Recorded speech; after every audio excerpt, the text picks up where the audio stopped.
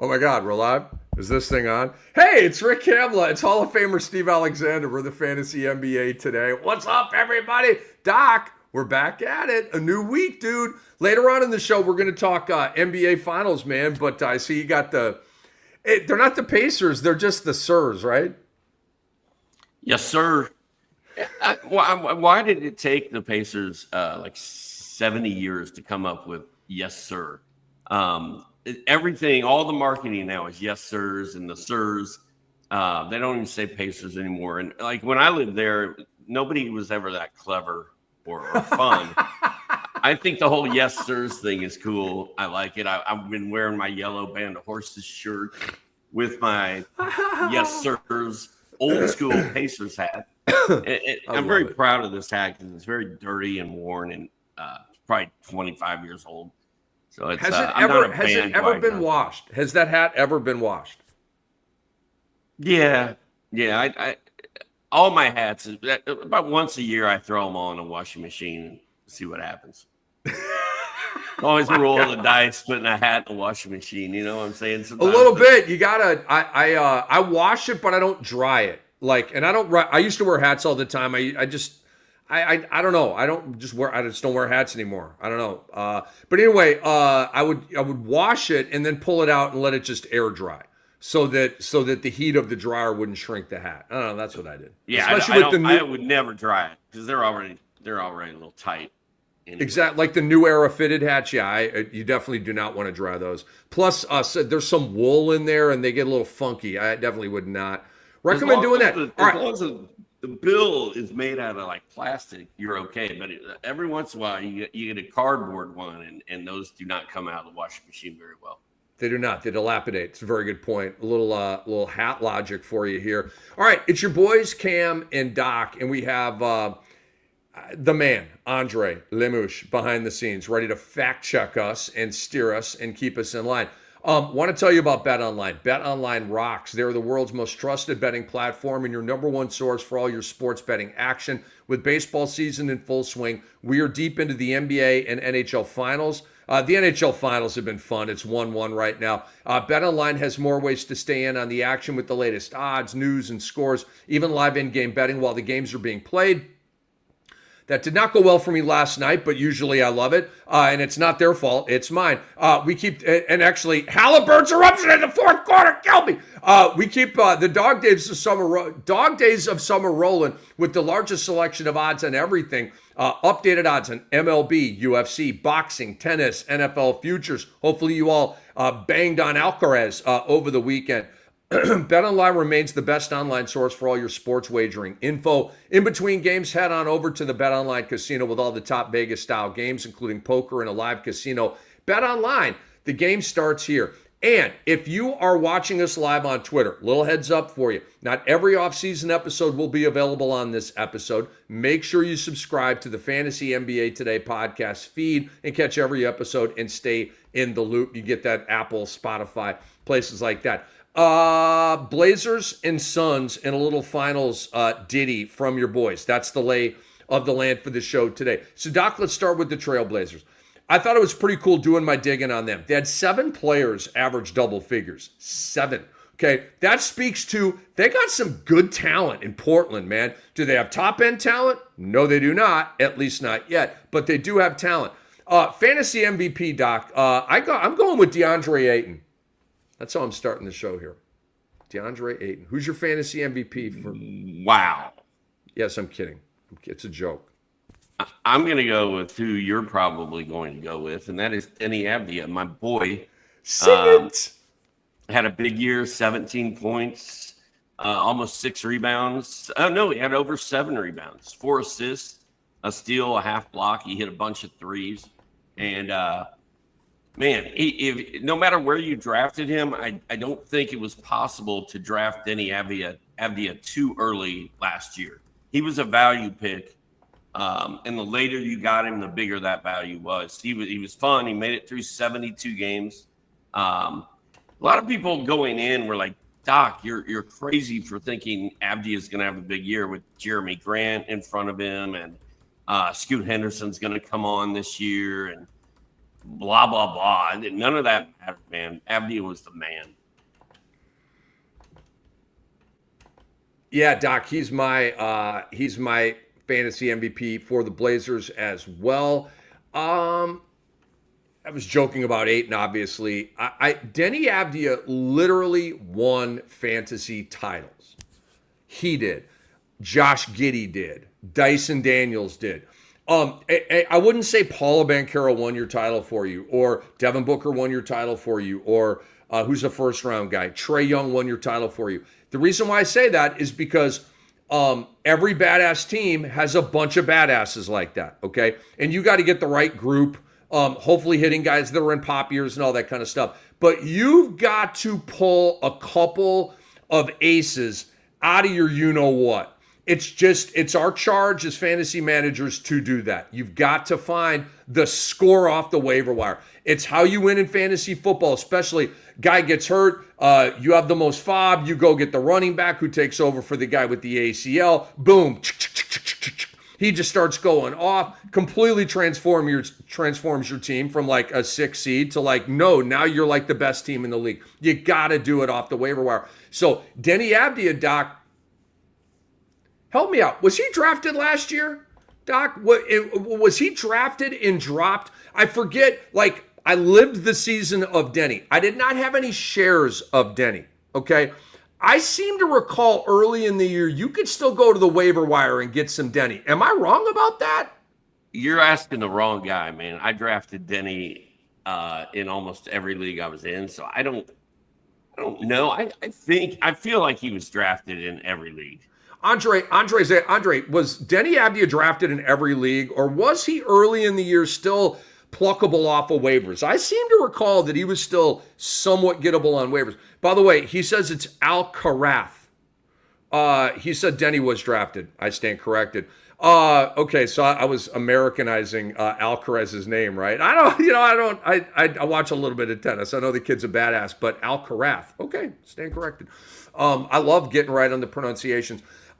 Nevertheless, Doc, he won championships. Where he was drafted, he definitely outperformed his ADP. 17.7 and 4 PRA is deluxe.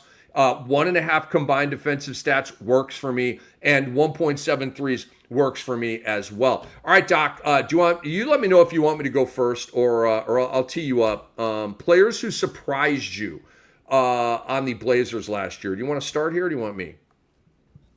I'm looking up to see where Denny was drafted in our 30-team league. I think that would be a good tell. And I wonder who got him, because I did not. There he is. 27th pick of round 4 to David Kleiss. So that's 90 plus 27. You said 27th pick of round 4? 27th pick of round 4. So that makes him 117. I took Andre Drummond in round 4 because I knew Embiid was going to be out, and I thought Drummond was going to be the man. And you got a Dembonad. I got a Dembonad, and Drummond just kind of sucked. He sure did. All the way around. I mean, and you took Walker Kessler with a 4th pick in round 4. Rick, I'm going to say if I would have taken Denny Avdia instead of Andre Drummond, I probably would have won 30. Wait, did you take Drummond over Avdia? Yep. Wow, is that surprising? I'm not going to bang on you. We all make, like, in hindsight, picks. We're like, what the fuck was I thinking, right? But, in the moment, you probably needed a big at that point. There were no centers left. I mean, DeAndre Ayton went in that round. Jonathan Kuminga was taken. Terry Rozier.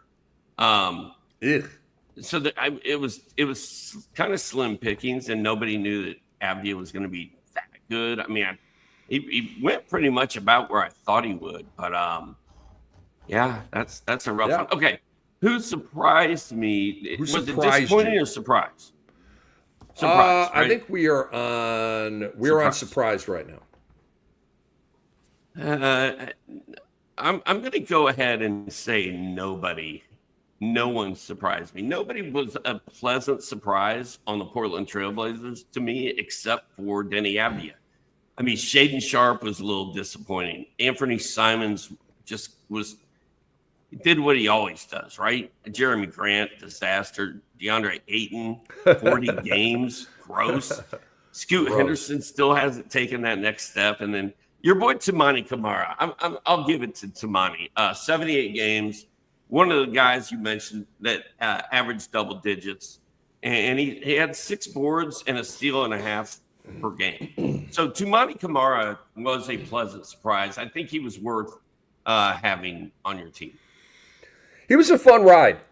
Denny Abdia, by the way, his ADP was 123, which is kind of cool. Like he was the 117th pick in 30 deep, and 123 was his ADP. So let's just call it 120. Divided by 10 would make him a 12th round pick in a 10 team and probably a 10th round pick in a 12 team league. But so safely drafted, but just wanted to clean that up for you. So I have the same answer, Tamani Kamara and Abdia, Doc. And we just talked about him, so I won't go too much. But like what Abdia did, dude, 17, 7, and 4. Okay, that surprised me. And just all the big games he had, and it was like a part of the charge of the resurgence of the Blazers. I just, all that was like, okay, Denny, I see you, bro. I see you. Like, glimpses in Washington, kind of like teased us from time to time. But last year it was like, no more teasing, man. It's for real now. Abdia surprised me. Tamani Kamara surprised me. And Doc, we talked about it early. We called him the forgotten man in fantasy basketball because, dude, I was right. I think I wrote about him in 2 or 3 straight waiver wire articles, right, for sportsethos.com. And we rotate, we do one a month, right, with our rotating crew of writers. So every month it would swing back around to me, and I'm like, there he is, 18% rostered on Yahoo. What the hell, dummies? Pick him up. This guy is literally helping you win right now. And so I think people finally got hip to it. His roster percentage probably was over 50% by the end of the year. And we'll go ahead and take a lot of the credit for that. But a really, really fun stat set with 3 balls and blocks and steals. He's not a big PRA guy, but he's a fantasy goal guy. But the thing is, he's not like Keon Ellis either, giving you like 6, 7, 8 points a game. He is a double-digit scorer at about 12 a game, which when you put it with all the other stuff, is kind of cool. I like it. He's an end-of-draft guy for me for sure. I'll still mess with Tamani Kamara. Okay, Doc, so players who disappointed. You want to go first on this one? I mean, you can pretty much go down the list, as we already sort of have. Sharpe played 72 games, started 52 games, and averaged 18.5 points per game, but his shooting is bad, and the rest of his stats just don't register on the fantasy Richter scale, right? 4.5 boards, under 3 assists, under a steal, no blocks, 2 turnovers. It's just, I like Sharpe better in real life than I do in fantasy. I think that's the safest way to put it. DeAndre Ayton and Jeremy Grant combined for 87 games. Each of them basically played half the season. To me, the only thing those 2 guys, the only function they have in Portland is standing in the way of developing these young guys that we want to see play, right? Like Tamani Kamara is sitting there behind Jeremy Grant. Denny Abdia has to wait for Jeremy Grant to get out of the way. And Ayton is totally buzzkilling Donovan Clingan, who was maybe or maybe not even worth owning or having on your roster this year. So Clingan was a huge disappointment to me. He's so big. He looks good when he's out there, but he just didn't get minutes, like fewer than 20 minutes per game. He only made 37 starts, and 6.5 points and 8 boards and 1.5 blocks is all you got. There were times when Clingan was just like a roller coaster ride all year. And it sucked, and it was kind of painful, and you may have thrown up after you got off the ride. And then Scoot Henderson, I still think Scoot Henderson is going to be good someday, but Anthony Simons is in his way. he only started 10 games for Portland. Huge disappointment in Scoot Henderson's second year. We'll see what next year brings. Can you still go on rides at the amusement park? Me? Yeah. I can, but I choose not to. I'm the old guy sitting on the bench waiting for my family to come off the Hulk ride there at Orlando Universal. So why don't you do the rides? Is it a health thing, or do rides bore you? No, I'm not bored, nor is it a health thing, but my stomach just doesn't handle it as well as it once did. Okay, now me too. That is a health thing, Doc. We're not. I like rides. Always used to love roller coasters, dude. I can't do them anymore, bro. It turns me inside out, dude. I was at a fair with my family several years back, and I did the pirate ship ride that goes like this, Doc. Oh, God. It's just it's all it does. It just goes like that, back and forth, dude. I got off of that thing. Though, man. I was like, real high. It does, and you kind of go upside down a little bit, and then it whooshes you down. And I was like, okay, I'm officially retired from rides for the rest of my life. Dude, it ruined my night. I felt like garbage. I had the worst motion sickness ever. All right, back to our story here. I just wanted to, when you said that with the ride, I'm like, dude, yeah, I get nauseous on rides, man. Dude, the Hulk at Universal Orlando, the Hulk ride. It's a roller coaster. It's kind of a badass ride. It is. It's called the Hulk. And it shoots you out of the chute at like 70 miles an hour to launch, and then it's all up, loop-de-loops and stuff. And my son was like, Dad, remember when we rode the Hulk when I was little? Let's go ride it again. I'm like, all right, son, let's go. When I got off that thing, my day was ruined. I was done. And I said to myself right then, I'm like, no matter how good I feel, the next time we're at an amusement park, remember this feeling and do not get on a roller coaster. I retired just like you did that day. Bro, I got a buddy who goes deep sea fishing. I'm like, love you, man. I ain't going deep sea fishing, bro. No Get out way. there on those waves, man. No There's nothing worse than being seasick. Way, bro. Like, it sounds like a blast, right? Fishing with some beers, you're on a boat. Yes, sign me up. Oh, you're deep sea fishing, which means you're way out there, which means I'm going to be puking the whole afternoon. I'm good. I'll sit at the beach, bro, and I'll catch you. We'll have a beer when you get back. All right. Hey, we take tangents from time to time. You know what? We got some gray hair around here, okay? We can't go on rides anymore, but we give you the fantasy goodies, and we're the best who have ever done it. We are. Yeah, we are the OGs, the GOATs, Rick Kamla, and Hall of Famer Steve Alexander. All right, players who disappointed. I know you went on a long list. For me, I'll make this short and sweet. Well, you know me, it's never really short and sweet. But Scoot Henderson. Okay, like Scoot Henderson. And it's not his fault. It's not. He is not being put up to bat by this team. And like I said at the top, 7 players averaging double figures. They have a lot of studs on this team. There are timeline off-kilter situations, right, with some older players, some younger players. And maybe moves happen this offseason, maybe they don't. But me and Doc both were anticipating some kind of a pop, even if temporary, even if only for a short period of time from Scoot Henderson. We didn't get the pop at all. We didn't get the pop at all, guys, because he was not put up to bat. I think you said he had 10 starts all year. Jeremy Grant. Like, he's Brandon Ingram West. I don't know what to tell. The guy never plays anymore. Like, I don't even know that, dude, he's not hurt, right? They'll call it an injury. But it feels like they're like, yo, it's shutdown time. It's shut Jeremy Grant time down. He's like, okay, cool. You're going to pay me not to work? Sweet. Like John Collins or Lowry Markkinen in Utah. Like, I don't get it, but it's a big disappointment. He actually is a pretty decent fantasy player with the 3 and block shot combination. It used to be good. I don't even know anymore. I don't even know who he is as a fantasy player anymore. He's so off my radar. I would never touch him with a 10-foot pole in fantasy because of the games played and shutdowns and I don't know. Okay, but that's all disappointing. Actually, Andre, it's not. You have to have expectations to create disappointment. It's not freaking disappointing. All right.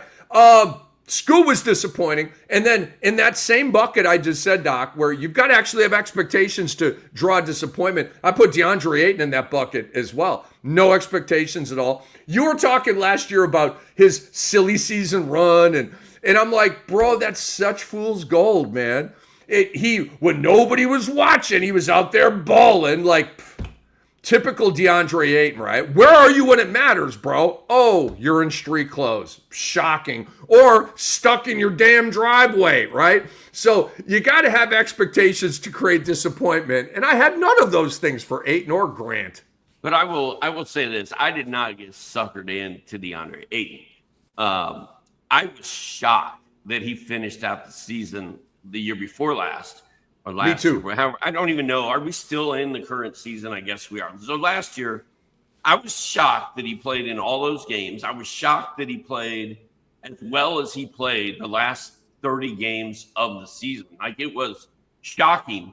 And I stayed as far away from him as I could get this year. Like, I did not want anything to do with him. So I did not get suckered. And I like what you said about Scoot. Like, Scoot, it's not your fault, man. You're okay. Look in the mirror and be like, I'm good enough. I'm smart enough. Doggone it. People like me. Because it's not Scoot's fault. You can't expect Scoot to do anything when he comes off the bench for 56 of his 66 games and plays behind all these guys and doesn't even know what his role is in that offense or on that team. Just saying, man. That is Hall of Famer Steve Alexander. We're talking about the Blazers from a fantasy perspective, and we're making big investments in what we call the next generation of sports ethos. The past 12 months have been a game changer for us. Doc and I are here, balling, so happy and proud to be here. And all of our other great people working hard behind the scenes to deliver the best fantasy product on earth and that you've ever experienced. You're welcome, and we do thank you for your patronage. Download our app and stay up on all the latest news for the NBA, NFL, and MLB. Take advantage of our fantasy basketball tools. Our app, which is free, is your ultimate edge, so don't miss it. Let's get into the offseason outlook here for the Blazers, Doc, and I'll set you up and wind you up and let you go. Portland is deep. They just need to stay together and keep growing. I would not make a significant move other than maybe trading Jeremy Grant or the guys with expiring contracts, DeAndre Ayton, Anthony Simons, or Robert Williams. And I guess that could create a bunch of potential trades there. But I would not be moving Scoot or Shaedon Sharpe or Denny Abdia or Toumani Camara. No. You want to move Robert Williams in the final year of his deal? Move Robert Williams, okay? But let's see here, Doc. Jabari Walker is a restricted free agent. I'm sure they'll pick it up and make it right with him. They've been grooming him. Delano Banton is an unrestricted free agent. I hope he goes back to Portland, Doc, because Chauncey Billups has kind of figured him out and has a role for him. Portland has the 11th pick in the draft. And so take me how you're kind of viewing Portland's offseason here. I kind of hope somebody loves Delano Banton and signs him, and he gets on a team where he has a specific role from opening night till the end of the season, because Portland did not use him at all early in the year. But Delano Banton's good enough that he just forced them to use him again later in the season. I love Delano Banton, man. I think if he could sign with the right team and get in the right situation, I think he could be a real sleeper potential guy in like a 12-team league, which would be cool. If we could get Anthony Simons, Jeremy Grant, and DeAndre Ayton out of the way, Scoot Henderson. Just clean house. Just get them out, dude. We don't need those old guys. Scoot Henderson gets a huge boost. Toumani Camara gets a huge boost. Shaedon Sharpe would be a stud, right? Shaedon Sharpe becomes must-see TV every night. And then Donovan Clingan gets a chance to go off. And it would also help the guy you mentioned, Jabari Walker. So, and what's his name? Chris Murray and Rayan Rupert. Thibault could actually play. Duop Reith. Kind of like Duop Reith. Dude, Matisse 5-steal Thibault. He is the king of the 5-steal eruption game, dude. I like Matisse Thibault. I mess with Matisse Thibault, bro. Not in fantasy. He'd be a guy. I would want Matisse Thibault as a 3-and-D guy on my team in the NBA. Rayan Rupert. No, Ryan Rupert. Oh, okay. All right, let's move on here. Andre, you crack me up, dude. I need it. I need Doc. We need it, right? We need the pronunciation help, right, with the foreign names. Dude, I'm telling you right now, I'm way Right.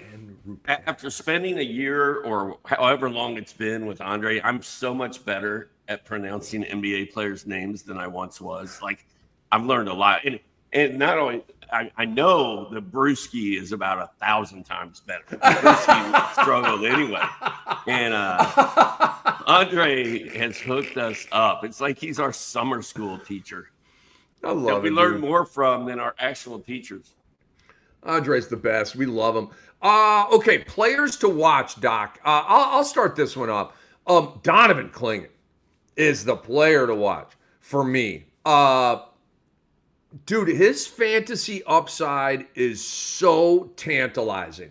It is like old school Rudy Gobert, right? Like badass Rudy Gobert, like the 17 and 14 with 3 blocks a game, right? Like the old school Rudy Gobert. So I don't, dude, there is a double-double there, and there is 2+ blocks per game there. You know, kind of like the season Walker Kessler had that last year, a robust double-double. I think Walker was at 2.4 blocks. Like that's, I think Clingan, dude, I think he's a better shot blocker than Walker Kessler. It seems like he hunts him a little bit more than Walker Kessler.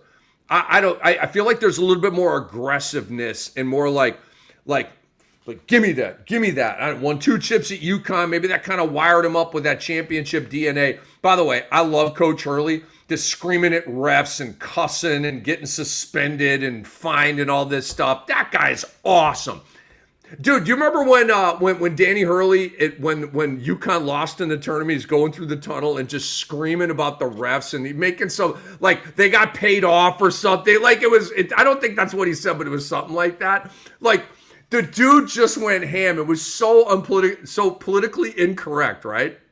And I think they suspended him to begin the year. I like that guy. The Lakers almost hired him, remember? Yeah. Yep. It's been 13 months, Doc. 13 months. Oh, blessed to be here, man. Blessed to be here. Sports ethos, baby. All right, players to watch. Andre apologized to me for the last 13 months of my life. And honestly, between my illness and my wife breaking her shoulder and some other family mishaps along the way, this Sports Ethos is the best thing I got going, dude. I love this place. I love Andre. Me too. Kisses to all. And that's typical Andre. I apologize for the last 13 months, right? Humble and funny all at the same time. Give me a player or two to watch for the Blazers, Doc. Do you have any? Well, Donovan Clingan, like you said everything that needs to be said. And then Scoot Henderson, I mean, I feel like it's now or never for Scoot, right? Like Victor Wembanyama and Scoot were always compared to each other. Good point. And they came in the league at the same time. I mean, we all watched that international game where they were playing each other. That was fun. Everybody was all excited. Well, Victor Wembanyama came in as advertised, if not better than advertised. And Scoot hasn't done anything, really. So I feel like year 3 for Scoot is kind of boom or bust. Like, let the kid play, get these guys out of his way and let him play and let us see what we're dealing with. Or he may just end up being a huge bust. So it's a huge year for Scoot Henderson. And then you mentioned Shaedon Sharpe. Like, is Shaedon Sharpe going to turn into a fantasy goodies guy that I can rely on? Or is he going to be overdrafted every year? Sort of like my version of Jaylen Brown. I know you love Jaylen Brown. I'm not a big Jaylen guy, and I'm not going to be a big Shaedon guy if he doesn't start piling up some other stats besides scoring. Dude, there are 2 guys that just the mention of their name gets me fired up in the NBA. Jaylen Brown and Jalen Brunson. Those 2 guys, it's like thinking off to your favorite band, right? You have great thoughts, right? Oh, I remember that concert. Oh, that time I kissed that girl to their song. Like, whatever it is, right? But with Brunson and Jaylen Brown, I'm like, those are my homies, man. I love those guys. Why? Because they're badasses, man. They're mean basketball players. They want to and get the dub, and they do. What the hell did I want to say? Oh, on Scoot Henderson. I love it. It's funny. I want to like brand this because one of my favorite docisms is when you say like it's make or break or it's do or die, right? Like I love the fire and brimstone setup of the upcoming year. It's vintage Dr. A. Love it. I will agree with you. Right now, I don't agree with you. I will agree with you if Anthony Simons is traded and Scoot Henderson is put up to bat as their starting point guard. Then it's make or break, do or die, boom or bust. If once again he's the sixth man, then he gets a pass. I got to see Scoot start 70 games and play 32, 33 minutes. Okay? We can't assess Scoot as a 20-minute per game bench player. It's not fair to Scoot. So I got to see a full at bat, and then I'm with you, Doc. And I'll say that going in. If they trade Simons to who the heck ever, Scoot Henderson, new starting point guard of the Blazers. Boom. Now it's do or die, boom or bust. So that's it. All right, Doc. We do 2 teams in 1 episode. I know, you're welcome. And we're going to talk finals at the end of this ditty, too. Let's move on to the Phoenix Suns. Doc, who was your fantasy MVP? Or I can go first if you want.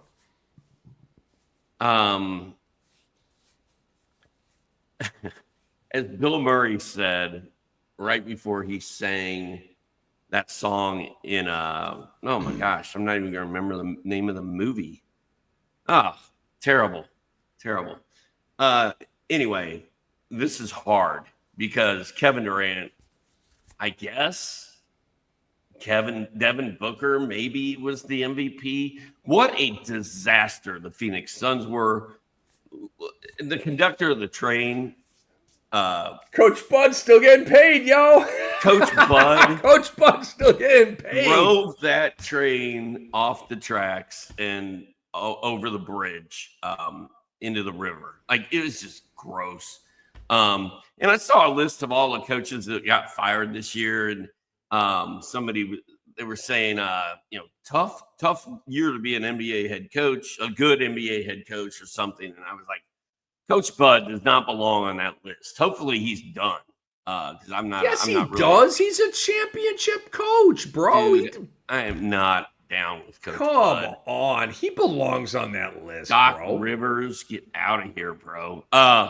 Anyway, I was disappointed by the entire team, including my man, Royce O'Neal. Bull gave us another flash. I mean, we all got excited, right? Oh, my God, Bull. It's Bull time.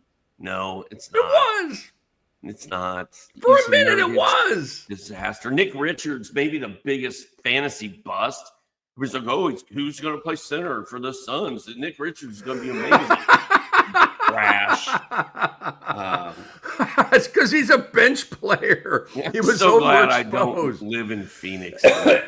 That's why you see other reports now. Phoenix, when they trade Kevin Durant, they want a big man. Our boy, Eric They're Seitz. admitting Nick Richards ain't the guy. Our brother, Eric Seitz, our fantasy brother. Poor Eric Seitz is a Suns season ticket holder. He's at every playoff game. And, man, he had a long year. I didn't talk to him much this year, but that poor guy. Poor fans of Phoenix in general. I would not use the words poor guy in front of Eric Seitz. I would not. I would not use that. He is not a poor guy. He is not a poor guy in any way, shape, or form. He's a poor basketball fan. No, he's not. He ain't poor in any way, shape, or form. He's a rich basketball fan of a really shitty team. My boy. I love him. That's my boy. I've known him since college. We were frat brothers at Sigma Nu, man. Love him, man. But yeah, if there's one thing that cat ain't, it's poor. Never have been, never will be. Oh man, love us some Eric Seitz, man. He, by the way, is leaving Cam Dynasty this year with Dr. A and with another one of my longtime buddies, Dave King. They've just kind of grown out of the dynasty thing, and it feels like to an extent they've grown out of the fantasy basketball thing. Not you, Doc, them.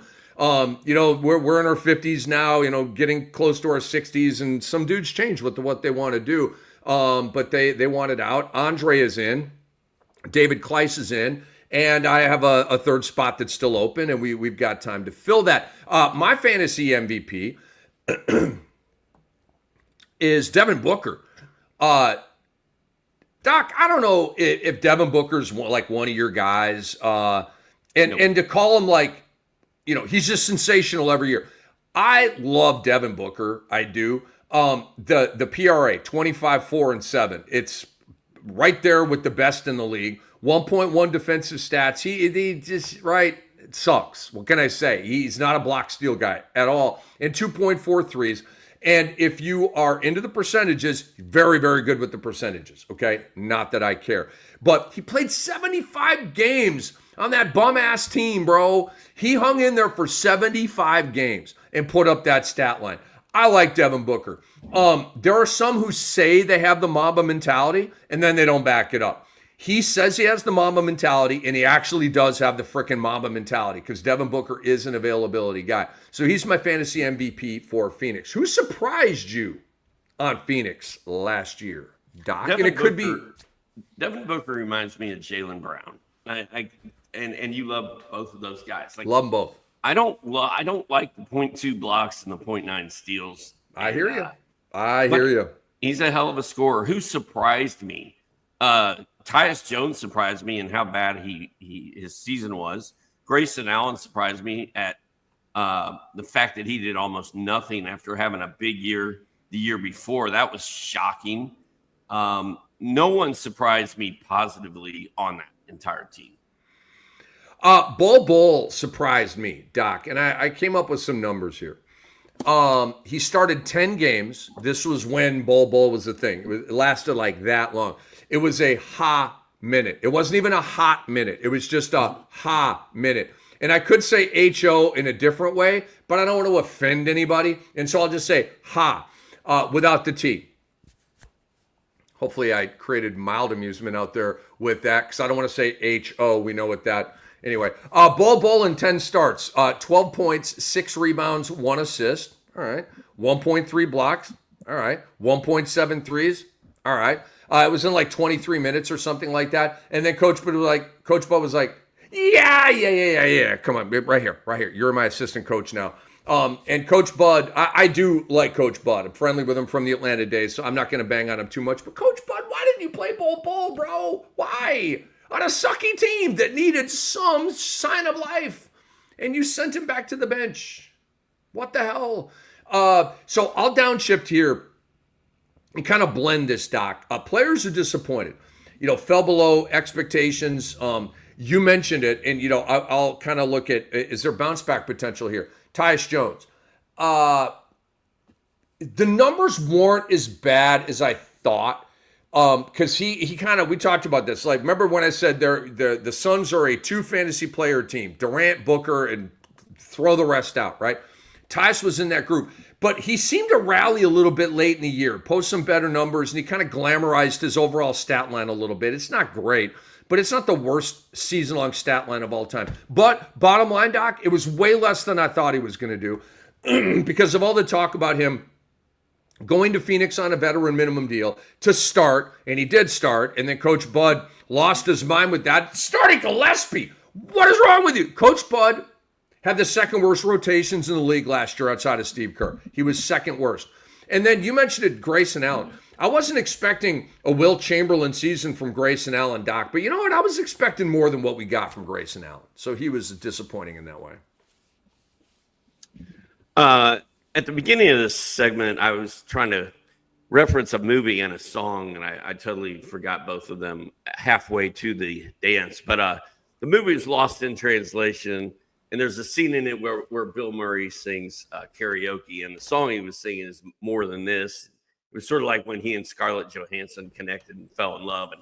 And he, at the beginning of the song, he goes, boy, this is hard.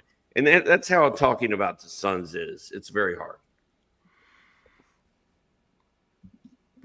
Bill Murray, by the way, in Zombieland. Did you see him in Zombieland? I did not. It was either 1 or 2. Hilarious cameo in that movie. I love a zombie movie, Doc. I don't like horror movies, but I like zombie movies. Hey, I want to tell you guys about the sportsethos.com website. We don't have zombie movies over there, but we have the best fantasy analysis in the biz. All of our brilliant minds are available at sportsethos.com. The brilliant thing would include Doc, not me. I'm sufficient. I think that's how my mind is.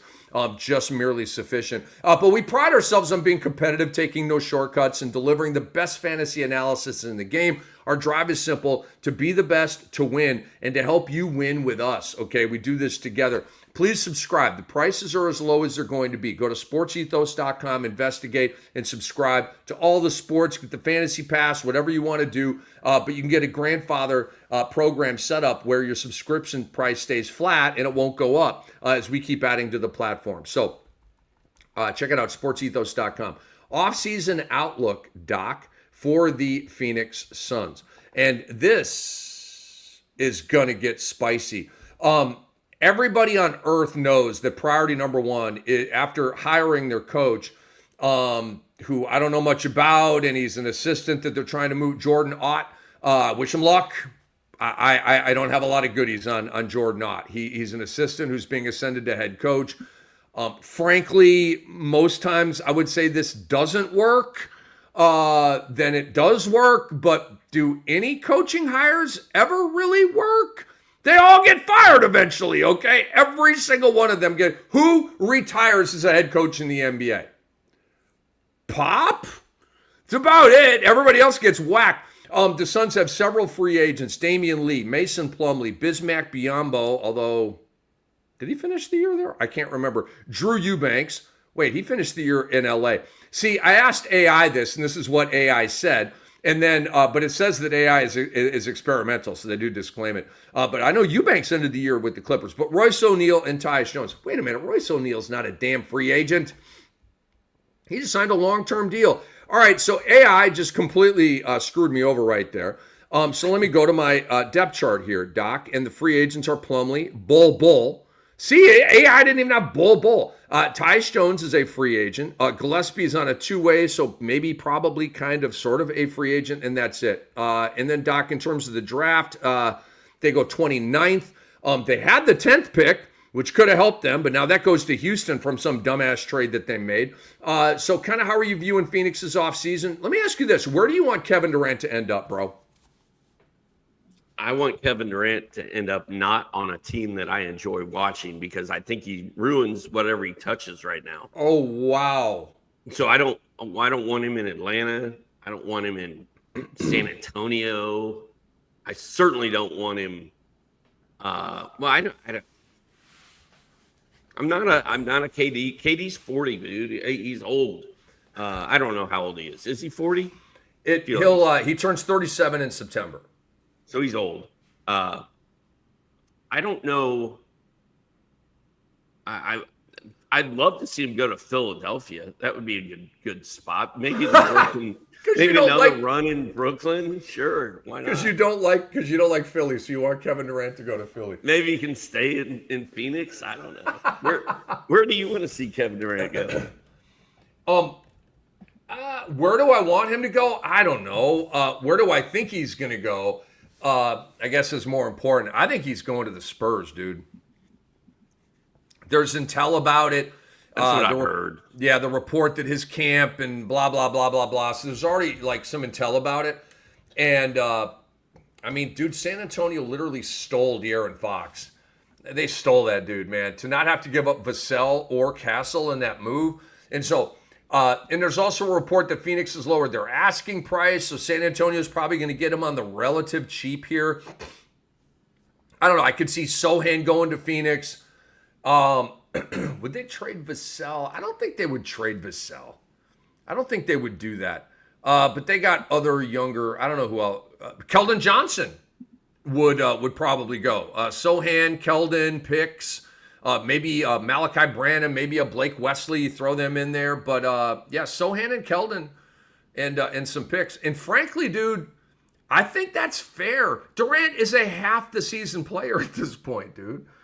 You know what I mean? Dude, what would you put as the over-under for Kevin Durant games played next year? 56. I was just going to say 55. There you go. Andre, over under on KD games played next year. Let's see what his number is. Right off the top of his head. You said 56, I said 55. He might be in a meeting. He said 59. 59. None of us said 60 or 65 or 70. We all said mid to high 50s. So that's not good. All right, players.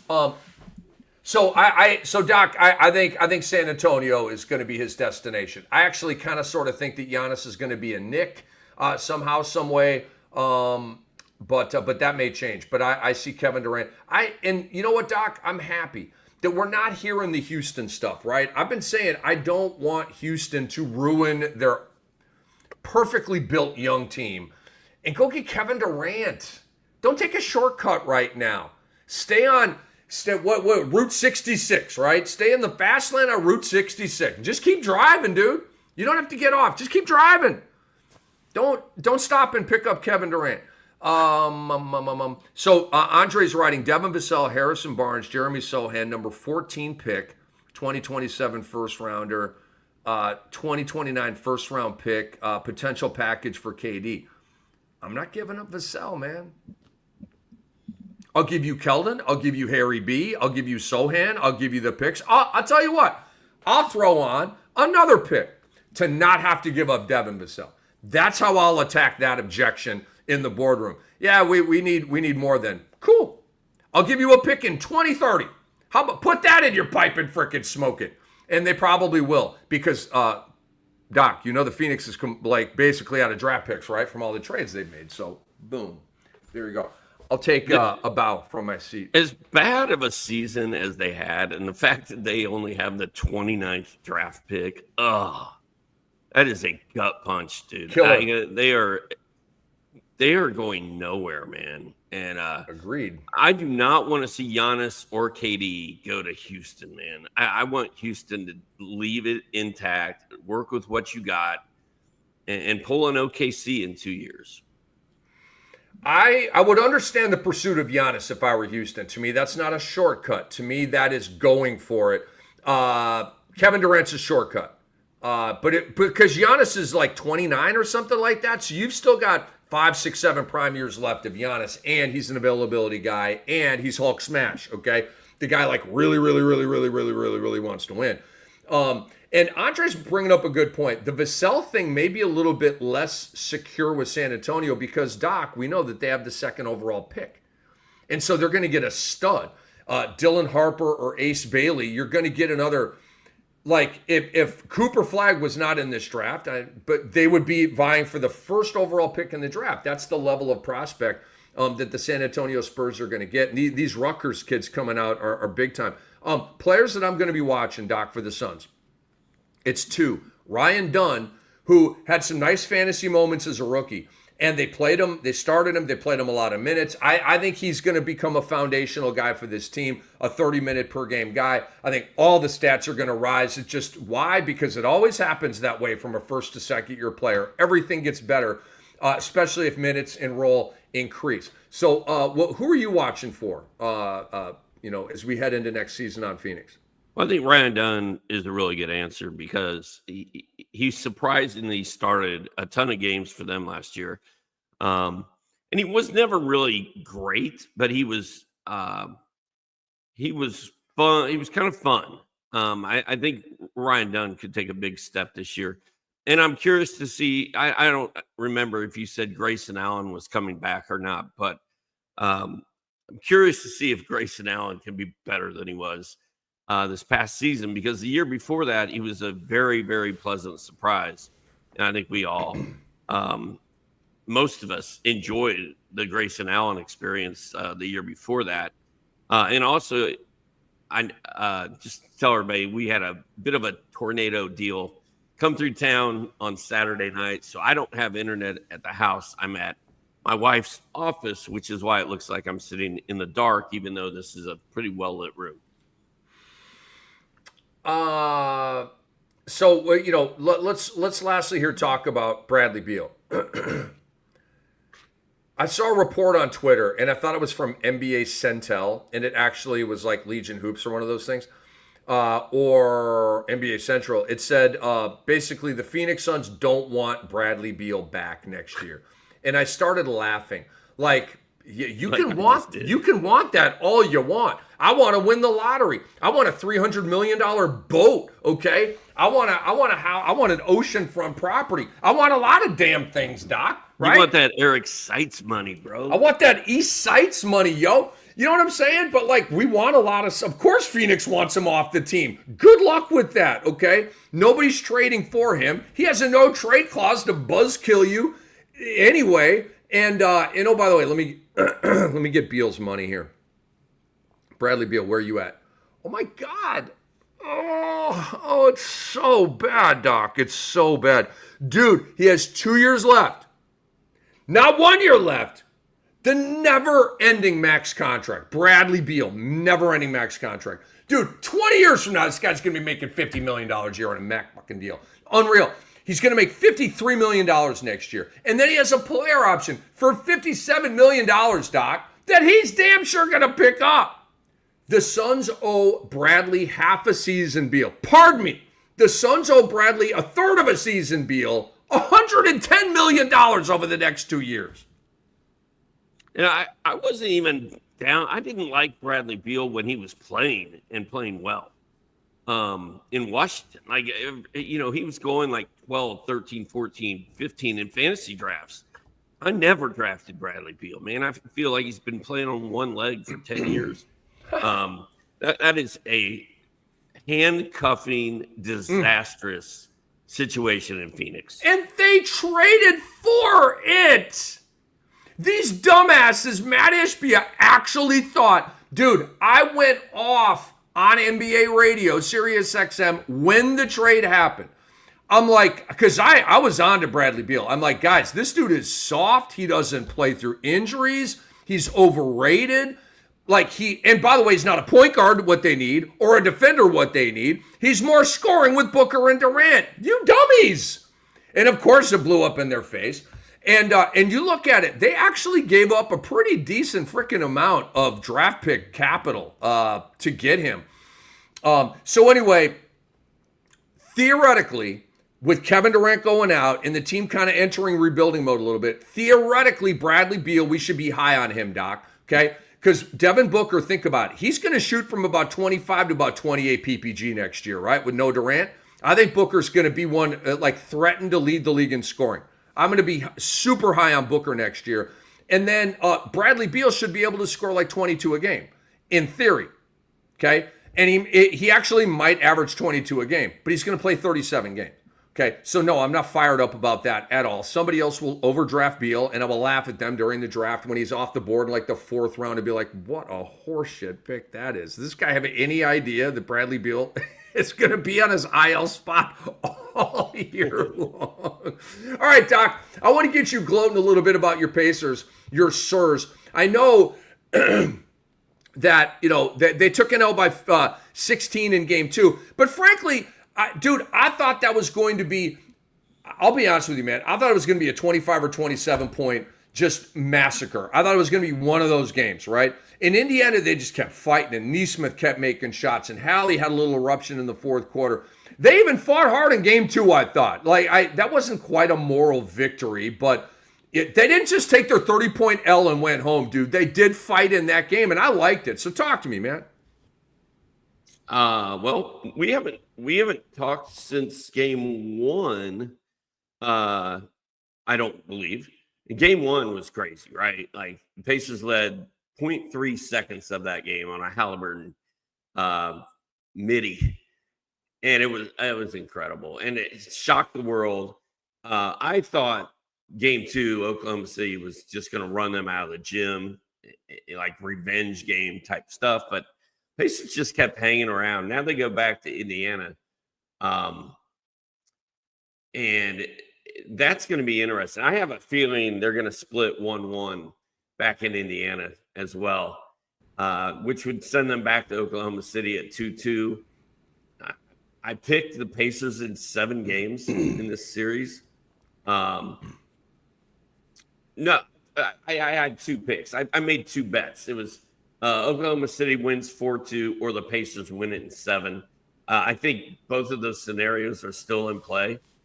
The key is game 3. If Oklahoma City takes them out in game 3, Pacers are going to have their backs up against the wall. So the Pacers need to win game 3, I think. But it's just been a fun series. I know the ratings are low. Like, nobody cares because LeBron and New York and LA aren't there. I could not care less, dude. I love this matchup. I love the fact that they were the best team in the West. The Pacers were the best team in the East since January. So it's fun, man. I'm having a blast. And this 3 days in between games is excruciating. It's long. It is. They kind of have to do it. It's not 3, it's 2. They kind of have to do it this way. Like, the first day is a trap. When they change cities, the first day is a travel day, then the second day is a media day, and then they play. So the next game is Wednesday. Then there'll be 1 day off, which will be a media day. Then they play game 4 on Friday. Then there will not be games over the weekend. I haven't even looked at the schedule. I just know how they work. Game 5 will probably be Monday night. And again, I haven't looked out that far. I know game 3 is Wednesday. I know game 4 is Friday. And cool, lock it up. We get these 2 Indy games. I agree, Doc. I think it's going to be 1-1 in Indy. I think it's going to be 2-2 after these games. And I literally am in IDK mode. I don't know. Okay, like, I really liked betting on game 2 because I knew OKC was going to win. The question was by how much, and live betting, and your bet before the game and all that kind of stuff. And frustrating night, Doc. First half I'm watching. I'm feeling the blowout. I start zapping some 20s and 30s and 50s on OKC minus 15.5, OKC minus 16.5, OKC minus 18. Like, oh my God, is this a 30-point swell? Boom! Immediately, Indiana makes that late first half run to get it back down to like 13 or whatever. I'm like, this fucking team, dude. I'm sorry to cut. Like, this team, they will not go away, bro. I haven't seen a team with backbone and resiliency like this in a while, man. I'm telling you right now. All the comebacks, what do they have? 4 or 5 15-point comebacks. And Hallie with the late shots. Every team just takes their 30-point L at OKC in that scenario, except the Indiana Pacers. I should have won $500-600 last night. I won $40 last night. Not cool, bro. Not cool. Hey. Dude, if OKC won that game by 22 points last night, okay, and maybe that's asking too much, but they were up by 22. It felt like the whole second half, okay? And then Johnny Furphy and all these guys come in, and I lose my bet. And James frickin' Johnson's out there getting buckets, bro. What is happening with my life? Trying to score some cash around here. Dude, anyway, I won $40 last night. And dude, you're like, you won $40, you should be happy. No, I shouldn't, because OKC didn't handle their business, yo. Dude, if they win that game by 20, I'm way in the black. Anyway. There's a lot of people that lost a boatload of money on that game last night. So take your 40 and shut it. Shut the bleep up. Oh my God, I love it, dude. SGA was 72 points through the first 2 games, most ever to start a finals run for a first-time finals guy, beating Iverson's record. That's crazy. So the IDK, Doc, I don't know who's going to win game 3. I don't know. And we're going to do a show on Wednesday, and I'm going to have to come up with an opinion at that point. But right now here, Doc, I don't freaking know. I feel like, to a degree, there's momentum with OKC. But you know the momentum only lasts as long as a quarter. Like, if Indiana drills them 25-15 in the first quarter of game 3, then that momentum really didn't mean a whole heck of a lot, did it? So I don't know. I literally, you know who knows? I bet Andre knows. And I would love to know who Andre think is going to win, because Andre's 2 for 2 so far with his pregame picks, yo. So Thunder minus 5.5 at the Pacers. I will take the Pacers and the 5.5 points.